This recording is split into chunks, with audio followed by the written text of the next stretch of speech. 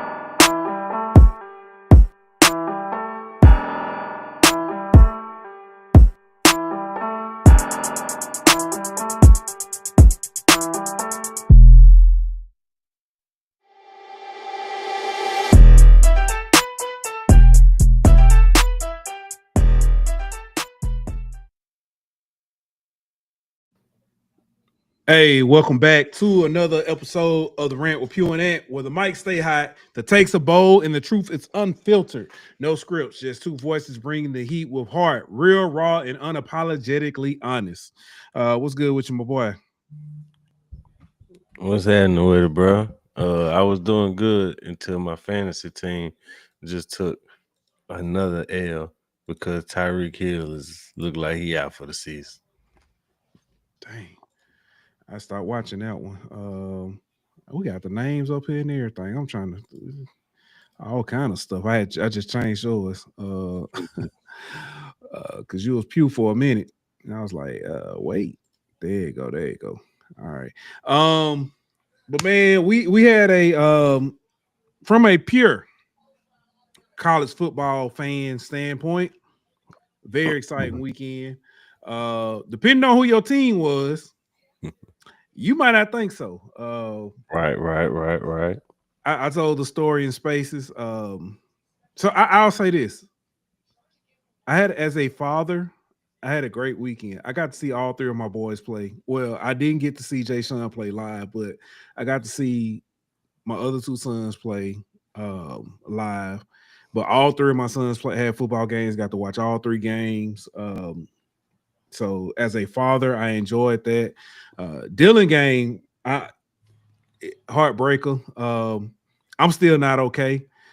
And it's funny thing about it, like coaching Little League, I actually told the kids, you know what I'm saying, about the 24-hour rule. Don't let it, you know what I'm saying, you can cry about it, you can be upset, but tomorrow, you know what I'm saying, sun gonna shine and we'll move on. It's been 3 days, bro. I'm still hurt.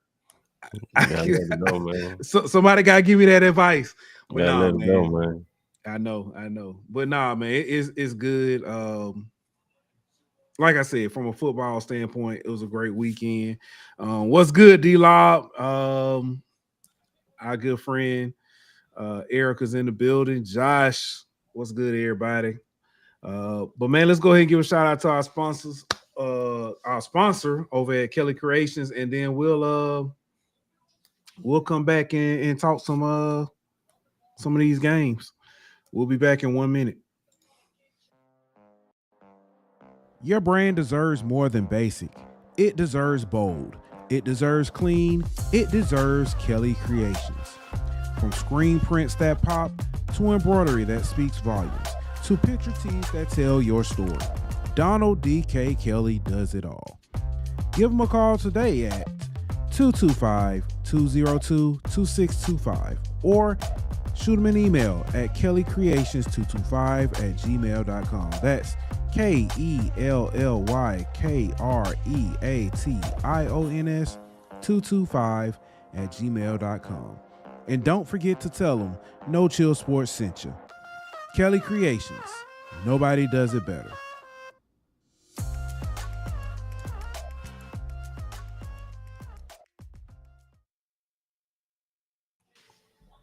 Hey, we are back. We talked about, like I said, the top great games this weekend, and this was a game we knew would be a really good one. So let's start here, man. Number 17, Georgia taking on number 5. I'm sorry, number 17, Bama taking on number 5, Georgia. In Georgia, Bama got the win 24-21. I got some quick stats for you, bro. Go ahead. The formula for beating Georgia, or the formula for Bama to beat Georgia, time of possession, move it through the air. Since Kirby has taken over, Kirby took over in 2016. First time he played Bama was 2017. Passing yards. Passing yards. Alabama is average 310.8 yards passing. They are 40.44% on third downs, and average a time of possession of 30 minutes and 10 seconds. Average score 31 or 32-27, basically a 5-point game. Every game they've had has been a one possession game, and typically by one possession, I mean most of them are 3-point games or a touchdown. There have been 3 games that have been more than one possession. Ironically, Bama's 2 games where it was more than one possession, they won 41-24, both games. And those were in 2020 and 2021, the first time they played. And then the second time they played in 2021, Georgia won 33-18. Bama has thrown for less than 200 yards in only 2 of those contests. 2017, they threw for 187, and 2023, they threw for 192. Even in the championship game where Bama lost, they threw for 369 yards. Yeah.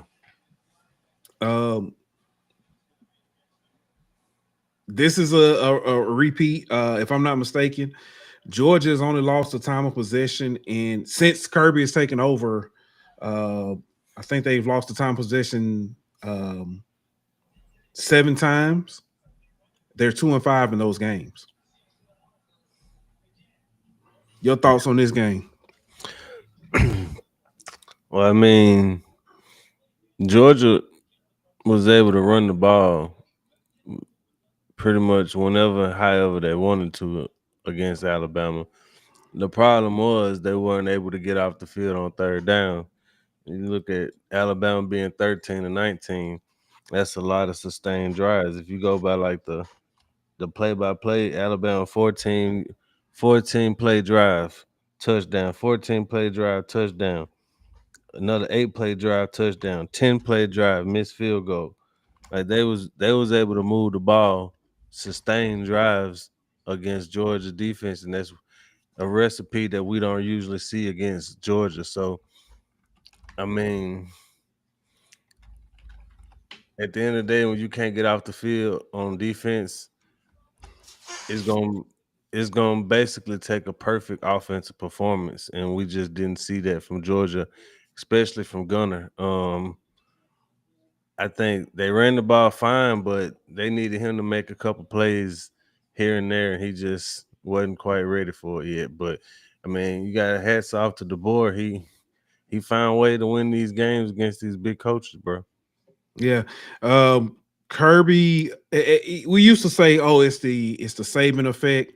Saban is able to beat Kirby. Kirby can't get over it. He can't get past Bama. Period. Yeah. The last 2 games they have been a 7-point game, 3-point game.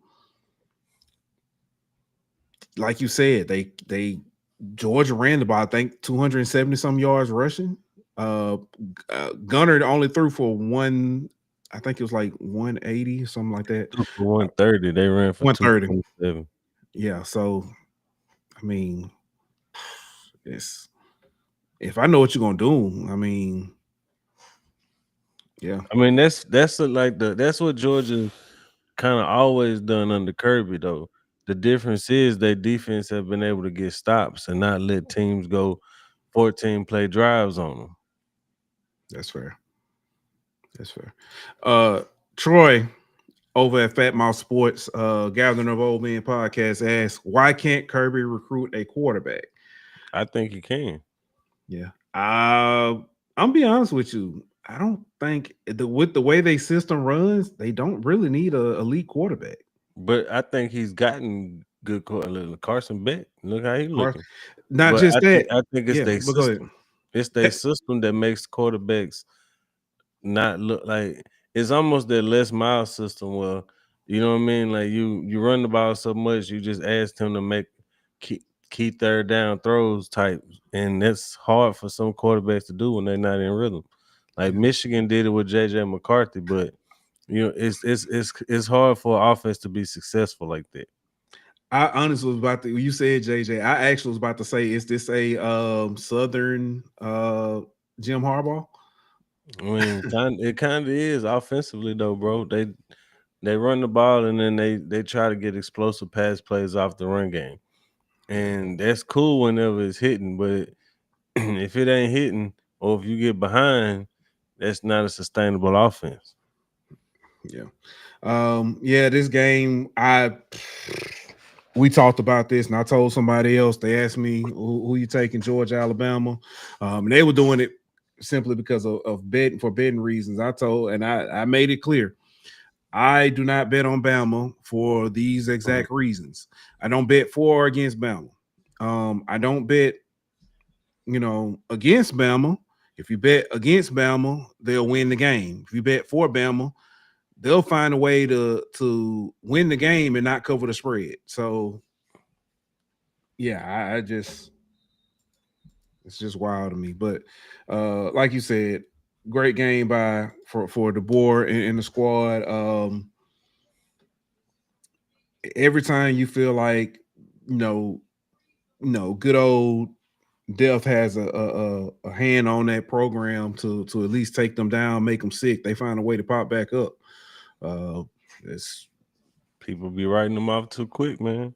Yeah. So, next game on the docket, man. That was a really good game this weekend. I honestly did not think this game would be this good. Number 15 Tennessee taking on Mississippi State. This game was a lot closer than I think it should have been. One of the biggest keys in this 5 turnovers in this game, 3 by Tennessee, 2 by Mississippi State, which I was going to call that boy Pavia. Aguilar threw 2 picks, had a fumble. Mississippi State had 1 pick, 1 fumble. Tennessee was, for all virtual purposes, a very, very balanced attack on Mississippi State as far as run pass ratio. Mississippi State, I'll say this: they look to be real, bro. Mm-hmm. They look like they not necessarily win the SEC with real, but make some noise. 8, 9, 10 wins. I ain't going that far. I think they'll win 6 games. Like they'll be a bowl team, which is for them that's saying a lot, but they're a lot more competitive than we've seen Mississippi State be. And I think they finally starting to get the program going in the right direction. I think they get 7, 8. I think 9 is their ceiling. They get 7, bro. I'm gonna tell you. So I'm gonna tell you a team that honestly I think they can beat. That a lot of people didn't think they could beat initially. I think they can take out Texas. I ain't going that far. Okay, I'm not going that far. I understand. You got Florida. They got A&M first. Yeah, A&M. That's gonna be. Yeah, they could be Florida, Arkansas, and maybe Missouri. Like 6, 7. I'm be honest with you. I think they could beat Mississippi State. Not Mississippi State. I think they could beat Texas before. I put Texas before Missouri. To be fair, and then the Egg Bowl is the Egg Bowl. Yeah, I think they get 6-7 wins. I don't see Okay. no 9. I don't think that's Okay. possible. Okay. I understand. And But I I mean, can be happy. but like I said, from them from what it was last year, like that's Mm-hmm. a major improvement. So I think that's respectable, bro. Yeah. They're averaging 430 yards a game on offense, 61-39 run to pass ratio. They're killing it with the clock control. Mm-hmm. So this game here was if they didn't have as many turnovers, they may have actually pulled this upset off, and we're having a different story. Yeah. Having a whole different conversation. But yeah, this is one like I said, I didn't think this game would be that close. Actually, there's a lot of games this weekend I didn't think would be that close, but that was one of them. Very impressive. I hate to say impressive loss, but it was an impressive loss by Mississippi State. Tennessee finds a way to win. This reminds me of that Arkansas game that Tennessee had last year, Yeah. where they squeaked it out and stuff. And the difference is I don't have as many questions about the quarterback position after this game. Yeah, I think he just got to take care of the ball. I mean, that's the only reason I think Mississippi State had as much life as they did. But when you factor in the crowd and you giving them the ball and more chances on offense, it's gonna make for a closer game. But yeah, I think Tennessee's still pretty damn good. This Oh yeah. this don't change my view much of them. I kind of figured this was one of them tight games for Tennessee. Mm-hmm. Crazy thing about it, that stadium is not that big for it, but you know But what I'm saying, it's loud. they just make some noise in that That thing, man. loud, that them cowbells and stuff is crazy.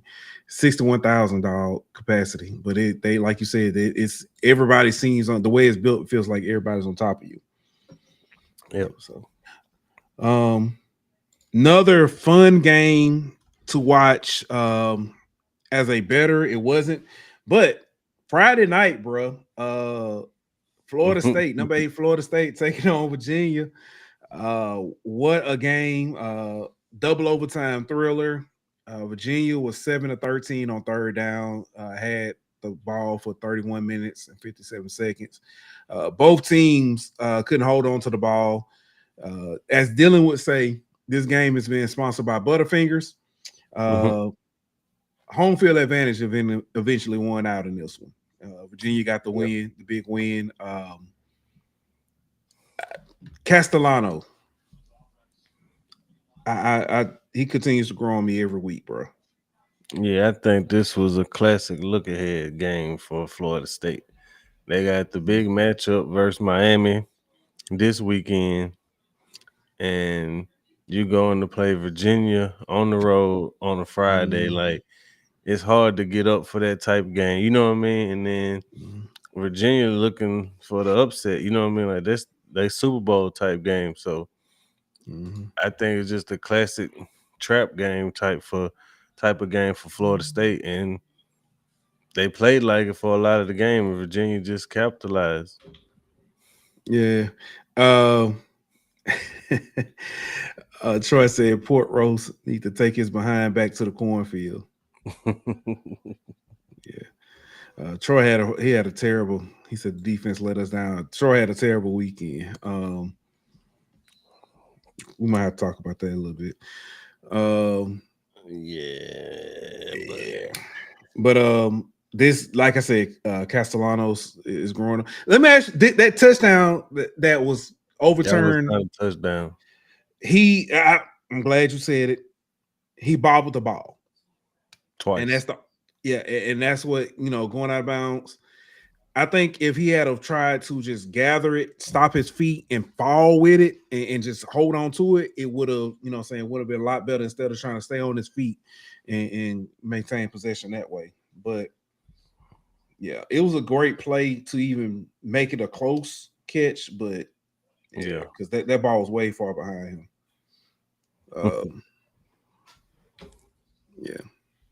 him. Another one. Oh man, this one.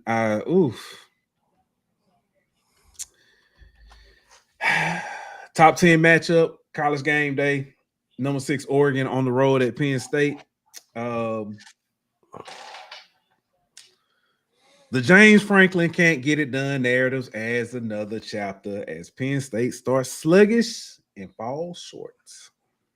When I actually got a chance to tune into this game, I think the score was already like 17-3. Mm-hmm. Yeah. But they came all the way back. They did. Oregon did what they could. Like, that's why I said start sluggish. Not Oregon. Penn State. A couple weeks ago, we talked about Tennessee Georgia game, and you said if they was gonna get them, this was a year to get them. About Tennessee getting Georgia. Mm-hmm. I think the same can be said about Penn State in this. Young quarterback on the road. That was the so the Big Ten schools going from west to east 2 time zones was like 7 and 9 or something, 7 and 10, something like that. Yeah. But Oregon had 4 of them wins. So it's like you have an advantage. It's a night game. It's the whiteout. But I think they might would have had more of an advantage if they would have been the big noon game. I get what I know what you mean by that. I understand what you mean. Yeah. Because I mean, if you play the big noon game, it's 9 o'clock in Oregon still. You know what I'm saying? Like, but playing it the night game, you gave Oregon time to kind of adjust to the time zone difference.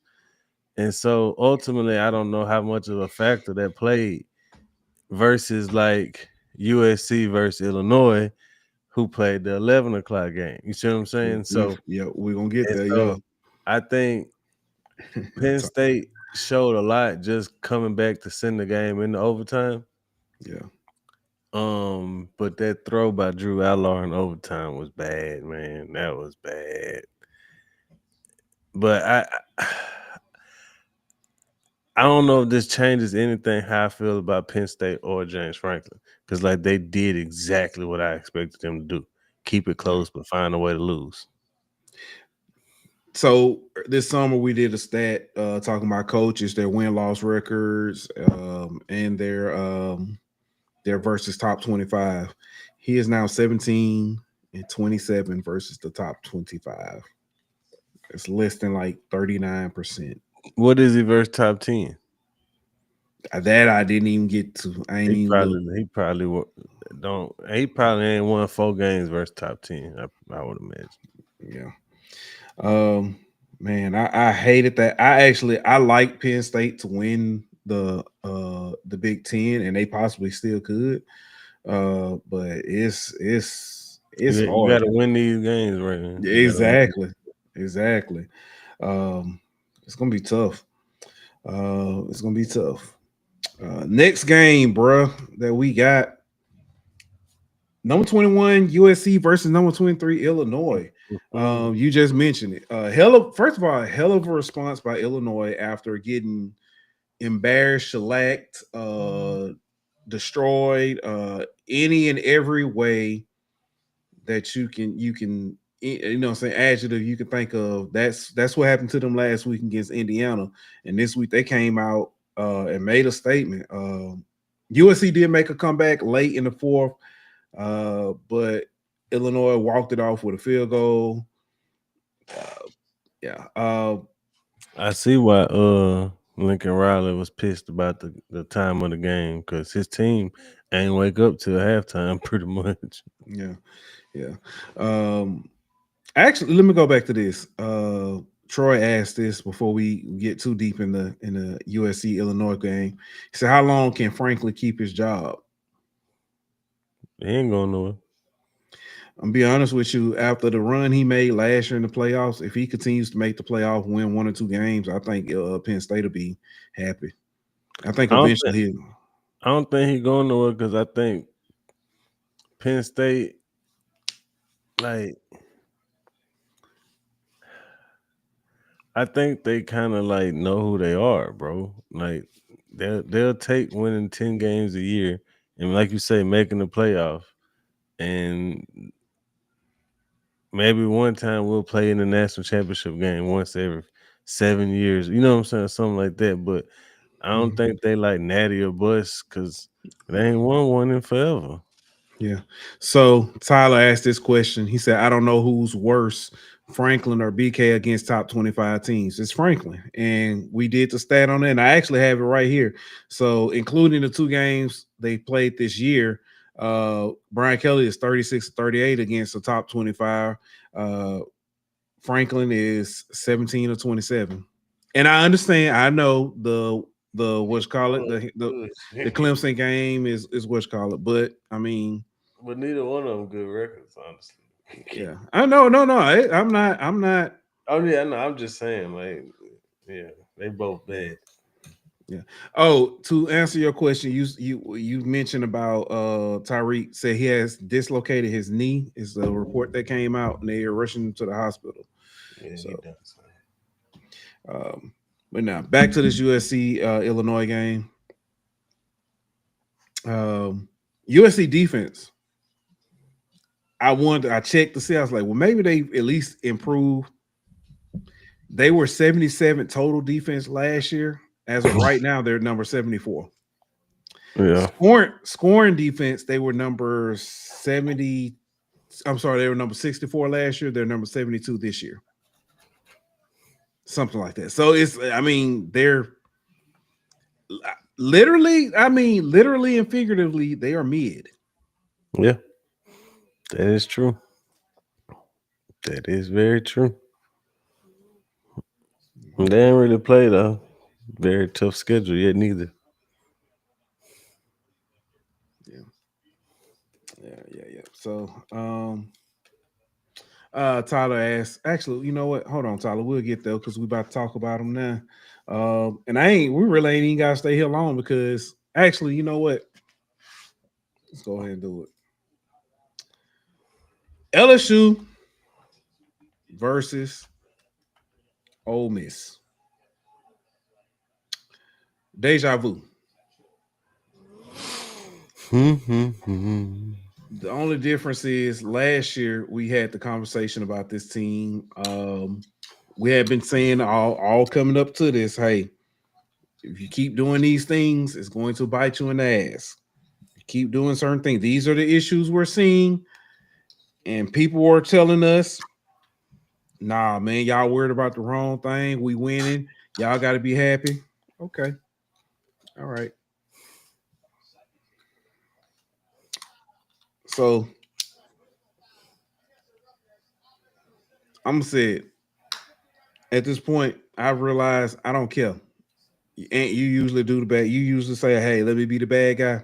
Let me take this off your hand." I told y'all last so. You didn't want to believe it. You want to make up all these excuses, and you want to say, "Well, we doing this, and we don't really care about these games and all this." No.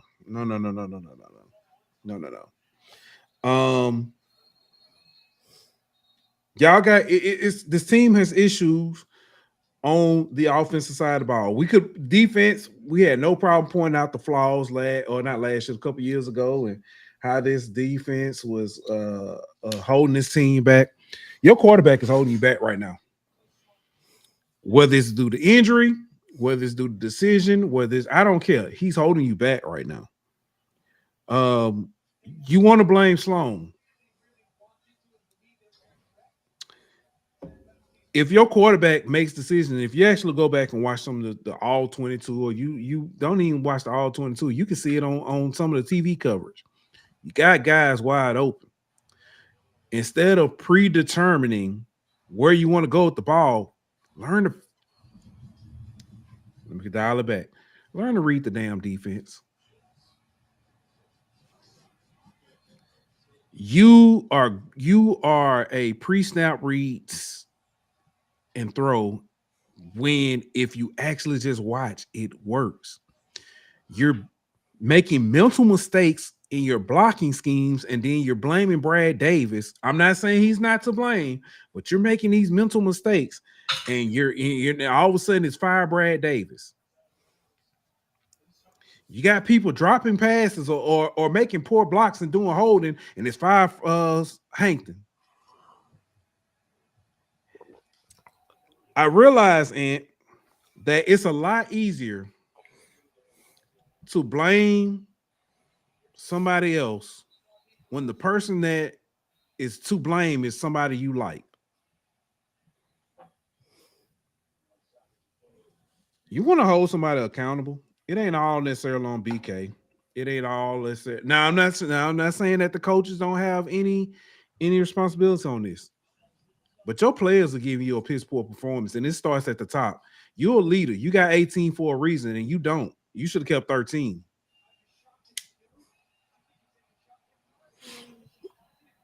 And it ain't all on us. But so, oh my bad, you finished. Go ahead. Yeah, I'm go ahead, man. All right. So, I guess I'll be the guy to. I don't want to say defend Joe Sloan because I don't think he's completely innocent in any of this. But I don't think he should take the fall for all of it. He's not culpable for everything. Like first play of the game on offense, pass to Bauer Sharp, 7 yards, drop. Mm-hmm. Now you're 2nd and 10. You're behind the chains. There's first down, swing pass to Aaron Anderson, holding penalty, makes it 1st and 20. You're behind the chains. Mm-hmm. Pass to across the middle to Aaron Anderson is behind him. He has to stop, make the catch. And it basically takes his momentum away from going toward the first down marker. And he ends up getting tackled for like 4 yards short. You call a run play, stretch zone, wide zone to the right side. Offensive lineman attacks the wrong shoulder of the defensive end. Defensive end strings out the play. You get 2 yards on the run play. You call a run play to the left side. Defensive tackle crosses face of the offensive lineman, makes the running back cut it back up inside. You get 4 yards instead of 7, 8 yards. Like all of that is not on the offensive coordinator. At what point is execution just as responsible for the play call? I'm not saying the play call sequencing has been great. I'm not saying any of that. But I'm saying every issue with the offense doesn't fall at the foot of the offense coordinator. When you have receivers running open and your quarterback throws in triple coverage instead of taking the underneath route, that's not on the offensive coordinator. The offensive coordinator schemed a guy open and the quarterback didn't throw it to him. Offensive coordinator did his job. He got a guy open. Quarterback got to make the play. When your quarterback can't throw it 40 yards downfield to a guy who's got the DB beat by 4 yards, that's not on the offensive coordinator. He schemed the guy open. He did his job for that play. Now, I'm not saying all of his play calls have been great. I'm not saying his sequencing has been great. I'm not saying he's running the ball enough. I'm not saying any of that. I'm just saying everything that y'all trying to blame that man for ain't all his fault. We got to start pointing the blame where it need to go some of the other times, like the quarterback, like the offensive line coach and the offensive line, like the running back rotation and the wide receiver rotation.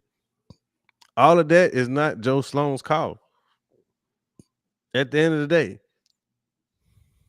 And as much as y'all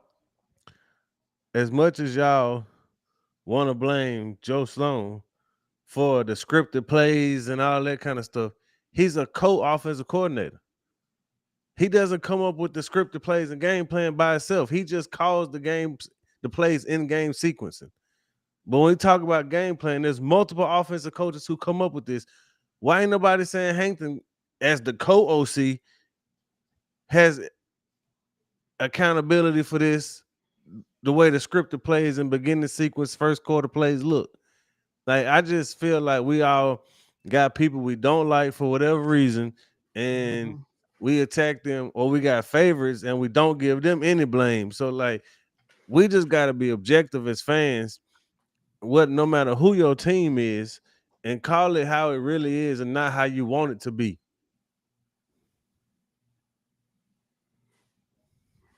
Ding, ding, ding.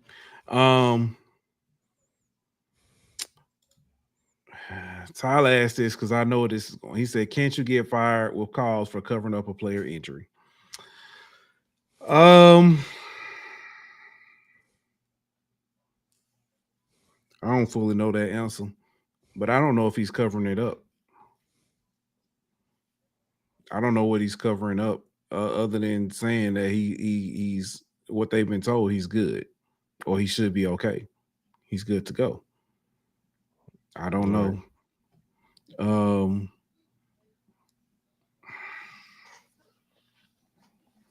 If this was the NFL, I know you could be fined for that, but this ain't the NFL. Technically, the SEC has the injury report now. Yeah. And if a player is injured and not on the report, that's a fine for the program. So, but isn't he? Well, I don't know if he's on there, but it should. I don't know. Because I mean, like they was talking about it with Kiffin and Austin Simmons at one point. Yeah. So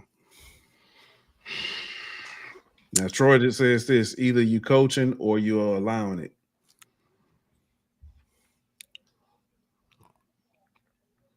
Well, I just say this: we've seen them be quick to pull certain players.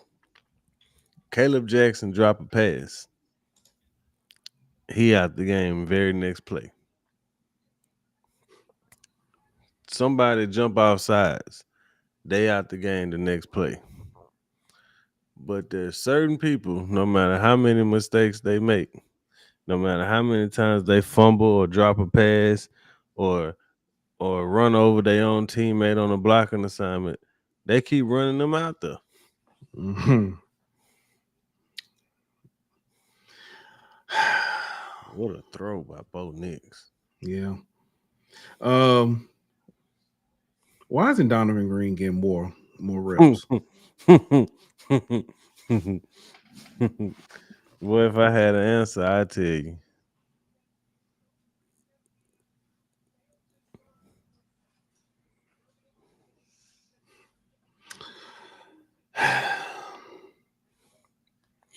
Why isn't Nick Anderson getting more snaps?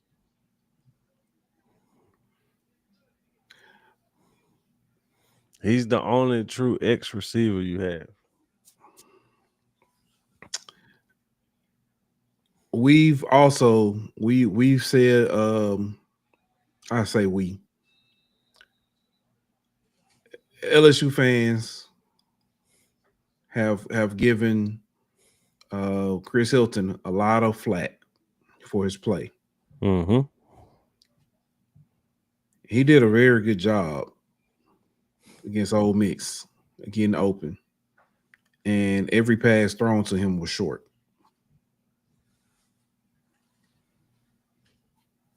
Yep.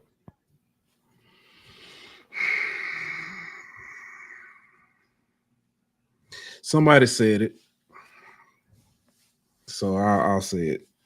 There was a quarterback in your program that was criticized for not getting the ball downfield. He was criticized for A-dot. his A-dot. Speaking of, you know what Nuss's A-dot is right now? I do. 7.6.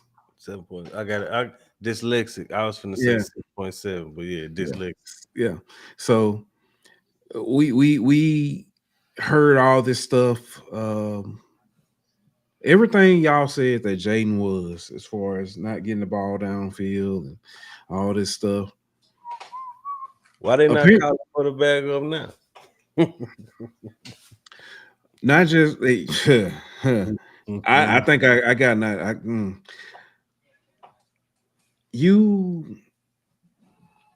the criticism and everything we've heard about Jaden and stuff, and all he do is take off running and stuff. I'm be honest with you, it really feels as if at this point, from what I know, Jaden covered up a lot of your flaws. Oh yes, I wish Nush would take off and run 3 times a game, boy. That was boy. And when he tried to take off and run, he got pulled down by his undershirt, man. Come Yeah. Oh boy. Can't make it up, man. Can't make it up. All right, man. But that's enough of that, man. Other games from this weekend, I know because I stayed up and watched it. A lot of people didn't. That Houston Oregon State game. Of course, I stayed up and watched it. I stayed up and watched it too, but for different reasons. Yeah, yeah, I know. I feel that hurt me too. But I will say this: a hell of a game. That game was, like I said, hell of a game. I see a lot of similarities too in that program and this LSU program. In the fact that you've got these dominating defenses and these offenses that you feel as though these amazing weapons at wide receiver, and they're not necessarily stretching the field like you like they should be. So, yeah, I'll say this on that that TCU Arizona State game as well. Friday night was good, bro. Ohio State Washington was a bigger blowout than I expected it to be. Yeah, They Matt Patricia at DC for Ohio State might be on to something. That dude, he shut down Williams, the quarterback for Washington, and they really couldn't do much at all on offense. I was expecting more of a fight by Washington, but didn't give up much at all. Yeah. Trying to think what other games we had. Georgia Tech escaped against Wake Forest of all people. There you go. That was actually turned out to be a very fun game to watch. And I know don't nobody care, but ULM beat Arkansas State for the first time in 15 years, and they won the Rice Bowl for the first time ever because it's the first Rice Bowl ever. So yeah. Since we added blowouts, number 22 Notre Dame. Oh my God. Got everybody fired in Arkansas. Dropped the 50 piece on Arkansas. Everybody fired except offense. Pittman was let go, and they elevated Bobby Petrino, which I mean everybody knew that was going to happen. And sure enough, as soon as it happened, Bobby P came through, and Troy been talking about give me the chopper. He let it rain too on everybody. Everybody. He came. You'll get a pink slip. You'll get a pink slip. Got rid of everybody. Yeah. But you want to know what's crazy, man? Talk to me. Like Auburn and A&M was a game that was so ugly, bro. But Auburn had so many chances to win. I like. I don't know what's wrong with Auburn, bro. They got the talent. I just don't know why they can't never win these type of games. Like the Oklahoma game, like this, you know what I mean? Like they always be in the game, but can't never pull it off. Troy said, keep Bobby off motorcycles and they good. I don't think it's the motorcycle. Keep him off the assistant and they're good. Boy. Louisville Pitt. That was another good one. Close game. And it kind of, this was a slight shocker. Not really, but kind of. Cincinnati over Kansas. Yeah. So, yeah, that was Duke beat the hell out of Syracuse. Yeah. Yeah.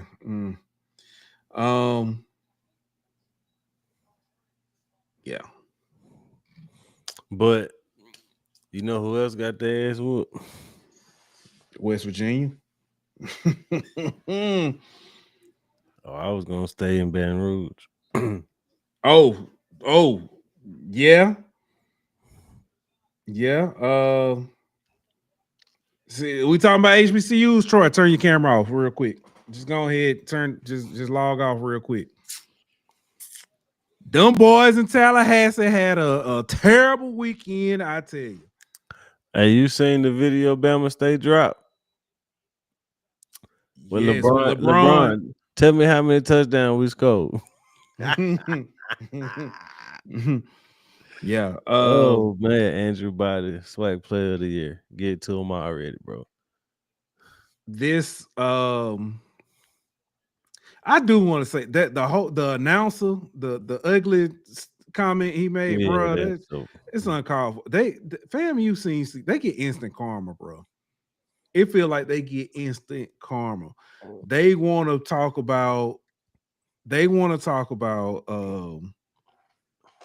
the AD and stuff, and they get people like y'all should have got Sean Gibbs, and look what he doing. He in his first year at North Carolina A&T, and although they are not winning, what's FAMU they doing? doing a lot better. They're doing a lot better than as far as like they're a little bit more competitive, and they don't like they 7th-string quarterback or something like that.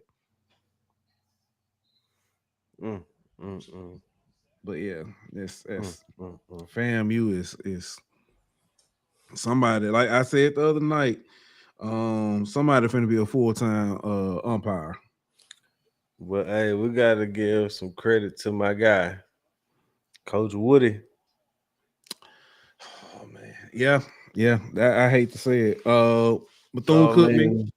Yeah, I know, but you gotta give him credit, man. That's a hell of a win. Yeah, Bethune-Cookman got a big win, 41-34 over Alabama A&M. What was the win of the week?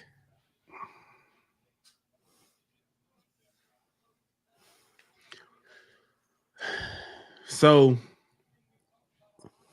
I honestly think it was an Alabama State win because of the of what it sets up. I think what it sets up. Jackson State won. I honestly, they didn't look as good or as sharp as I thought they should. Alabama State feel like they're firing on all cylinders right now.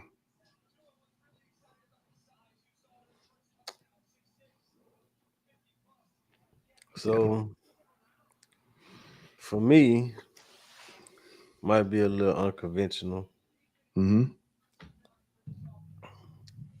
We're going Arkansas Pine Bluff. Okay.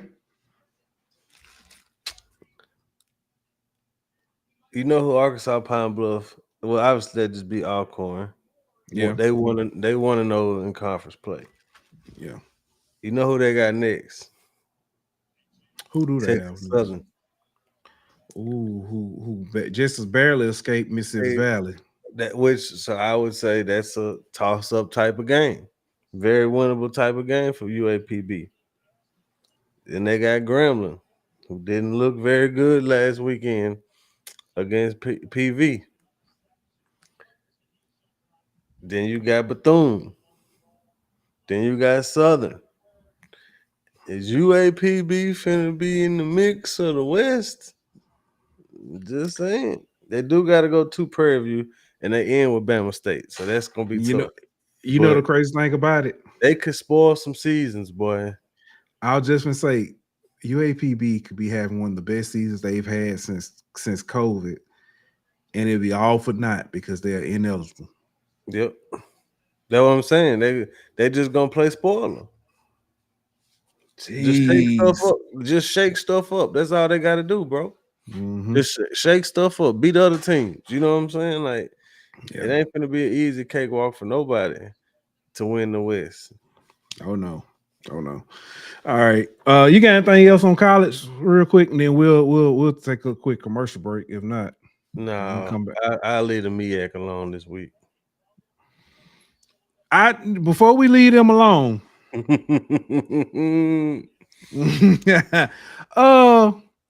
somebody struggled and almost didn't lost a bid for the SIAC. Yeah, but you know what else though? Delaware State got hosed. Yeah. They got robbed out. How you eject that man for that, bro? That's so. Well, I missed what they got ejected. What you got ejected for? The quarterback got ejected like early in the game for. He went and shook hands, like gave high five to people in the stands and tossed the ball to the referee. And they said that he didn't get a ball to the referee when they asked or something. But apparently they had like both teams got an unsportsmanlike conduct before the game. So that was like his second unsportsmanlike conduct. But like, bro, that's so cheap, bro. Yeah. Yeah, that's ass. Yeah. Howard, man, that was No, South Carolina State. they was up big too at one point. So the MEAC literally that is no Carolina Central saved them because they had a really bad. That wasn't a guarantee either. Yeah. That was a close game. Yeah. At least 4-wise. Yep. All right, man. Let's give take a quick minute. Give a shout out to our sponsors over at W. We'll be back in 1 minute. W is a powder energy drink aimed at gamers and individuals seeking focus and energy. It's known for its clean ingredients, no jitters, and various flavors. W is also available in a hydration formula for those needing electrolyte. W achieves its smooth, effective focus with a high-end tasting experience while using no sugars, no fillers, no artificial colors or dyes. Try W today by scanning the QR code you see on the screen or visit them on the website at bit.ly/no-chill-W. W, your taste buds' favorite energy drink.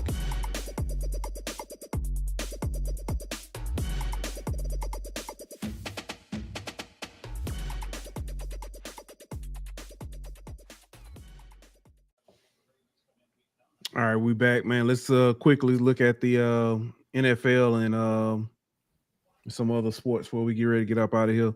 Right now, currently, it's halftime. The Broncos up 21-3 on the Bengals, and the Dolphins are up 24-13 on the Jets. Tyreek Hill, as we mentioned earlier, is out. They said that thing looks like a dislocated knee. Let me make sure I read that right. Yeah, that's what it said. Okay, dislocated knee. Yeah. So, other games, man. Well, I don't know what's going on with Baltimore, man, but it's cooked, killing me, bro. The Steelers got a 24-21 win over the Vikings overseas in Dublin. The Falcons took out the Commanders 34-27. The Lions have picked up some major steam since that week 1 debacle. They beat the Browns 34-10. The Patriots demolished the Panthers 42-13. Jackson Dart gets his first win. They got a win, but what did it cost you? Yeah. Malik, what, ACL? That's what it said. They got the win 21-18. The Eagles outlasted the Bucks 31-25. The Texans embarrassed the Titans 26-0. The Rams got a 27-20 win over the Colts. The Jags went into San Francisco and got the win 26-21. The Bears beat the Raiders by blocking a field goal. They got the win 25-24. Like I said, the Ravens, they lost 37-20. last Thursday night, Seahawks got the win 23-20. Actually, that was a really good game. That's probably one of the best Thursday night games we've had in a long time. And Buffalo beats the Saints 31-19. Actually, the Saints, I give them credit, man. The Saints look very respectable. Still got a lot to clean up, but Oh yeah. I was proud of the way they fought and played. They look competent. Yeah. Packers, Cowboys, 40-40 tie last night. The over hit. I think that's what a lot of people care. I don't think they cared about it. So you definitely got fireworks, that's for sure. Yeah. Man, let's move on to some other sports. I want to talk golf real quick. The Ryder Cup. I know you ain't really care. I didn't really care. England or the Europeans won the Ryder Cup, and that's not the story or whatever. Because I think they had it, they just retained it or whatever, the Ryder Cup or the President Cup, whichever one it is. I don't know how they do that. Anyway, the issue I got, Americans at the Ryder Cup started acting a fool. Imagine it. Doing stupid stuff. They were cussing at the European players. They were doing just all these obscene gestures. And this is the one that pisses me off. They started throwing beer on and stuff on people. Pour beer on McElroy's wife. Mm-hmm.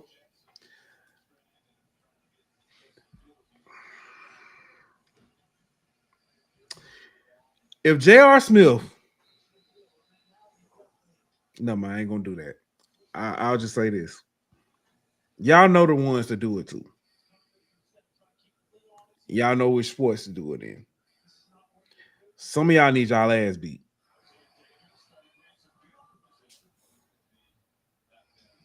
And more than that, but I'll just leave it at that. Y'all, this is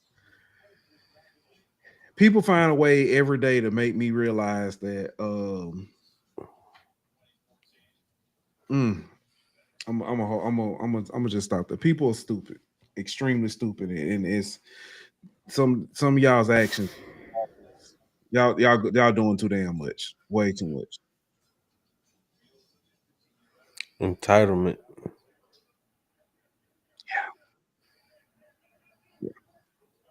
Yeah.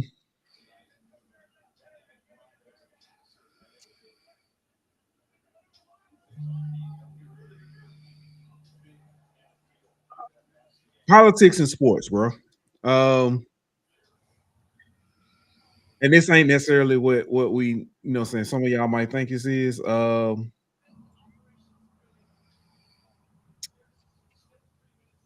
We all have heard about Stephen A. Smith possibly, talking about making a run in politics and stuff like that. There's another name in sports that's looking at possibly making a run. Reports came out, it was circulating today. Paul Finebaum is contemplating stepping away from ESPN to make a title run at the U.S. Senate in Alabama.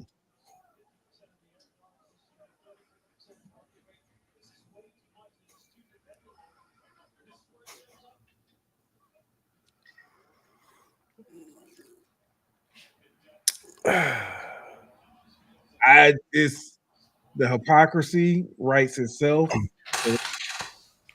NATO don't play nobody, Paul.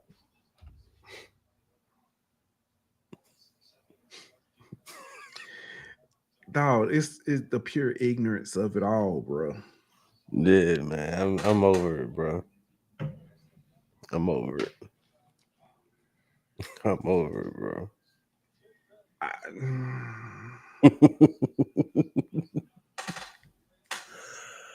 Oh man. Yeah.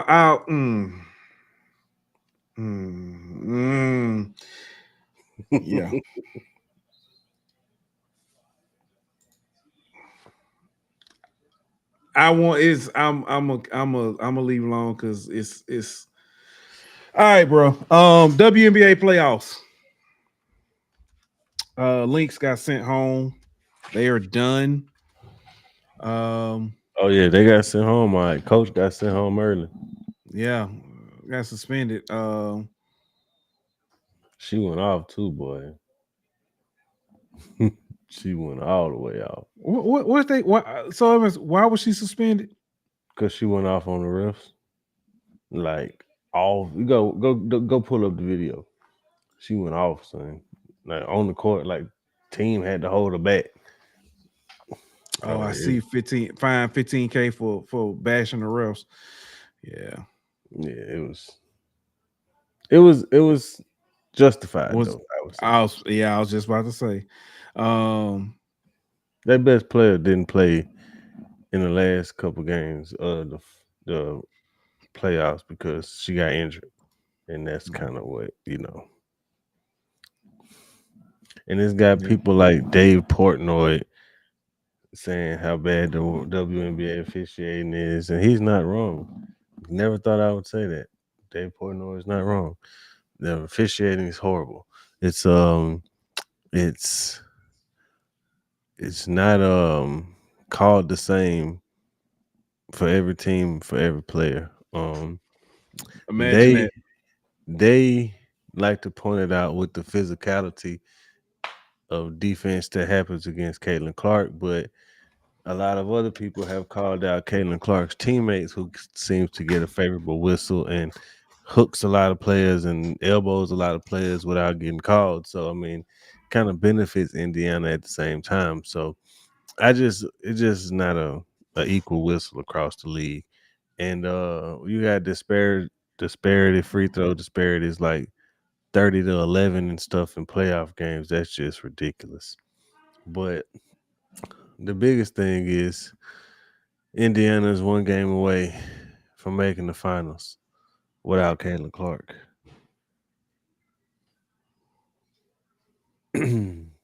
I know it pains you to say that because they take on your Aces in elimination game It's tomorrow a night. win-win for me, bro. It's a win-win for me. I'm just uh, accepting that because I'm pushing hella narratives. If the Aces lose and Indiana win, I mhm. mean, it seemed like they made it farther without her than they ever did with her. So hey, Yeah. Yeah, Phoenix is waiting the winner of that one. So that's gonna And be then interesting. and then you got if Indiana make it, you got the fact that DeWanna Bonner played on Indiana during the season and kind of like quit on the team, so to speak. And Mm, then they cut her, waived her, whatever. She goes to Phoenix with her fiance, and then could possibly play her former team in the final. Like that's some juicy soap opera stuff right there, man.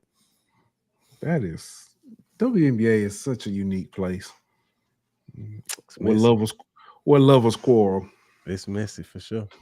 And we could have had if Minnesota would have made it, Dejanay Carrington is on that team, and her girlfriend played for the Aces, so you could have had that Mm, potential matchup also. But yeah, it's a different league, man. It's a different league.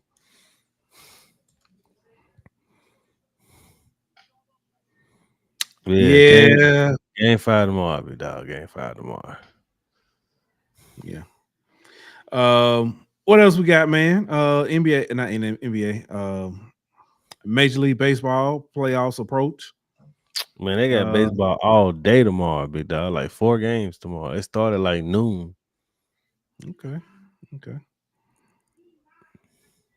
It's gonna be interesting. Interesting. Trying to think what else we Did he got. catch that? Oh my God, Garrett Wilson. Yes, he did. I'm literally just seeing Oh expression. my God. I didn't think he caught it at first. Yeah. He put like 6 feet in bounds. He definitely got that. That's Mhm. crazy. 6 feet, a butt, and a hand. That's crazy. Yeah. You got anything else before we get ready to get up out of here? Nah, dog. That's all I got. Yeah. You watching anything interesting outside of sports? I don't watch anything outside of sports. Gotcha. I have GMV no is life.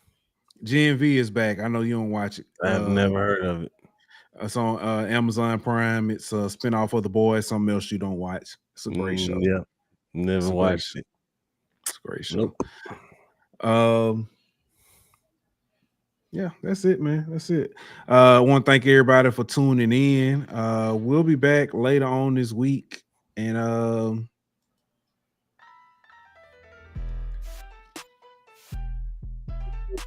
bring up from the match.